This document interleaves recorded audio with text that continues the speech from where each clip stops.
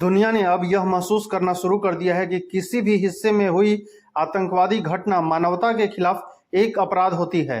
प्रधानमंत्री नरेंद्र मोदी ने P20 की मीटिंग को संबोधित करने के दौरान ये बात कही।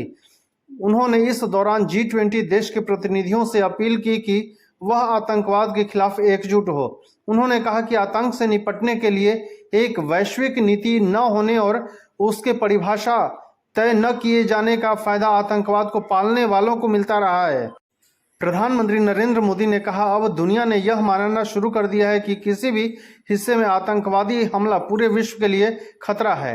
किसी भी हिस्से में हो और उसका तरीका कुछ भी हो, आतंकवाद समूची मानवता के लिए ही खतरा है। हमें आतंकवाद के खिलाफ जंग को जारी रखना होगा। प्रधानमंत्री मोदी ने कहा, आतंकवाद की परिभाषा तय न हो पाना दुर्भाग्यपूर्ण है।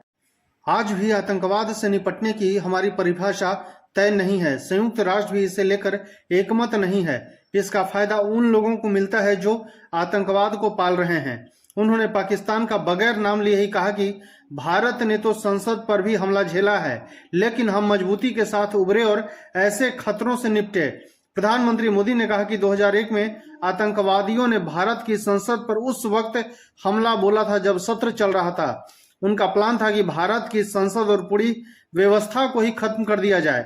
उन्होंने इस दौरान हमास का जिक्र नहीं किया, लेकिन साफ कहा कि आज दुनिया संकट से गुजर रही है और उससे निपटने के लिए एकजुटता जरूरी है। यह भी कहा कि संघर्षों से किसी का फायदा नहीं होगा।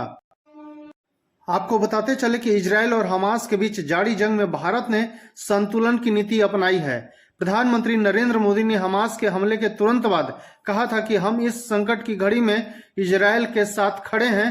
हालांकि बाद में विदेश मंत्रालय ने यह भी कहा कि हम 2 स्टेट सॉल्यूशन को लेकर भी तत्पर हैं। धन्यवाद।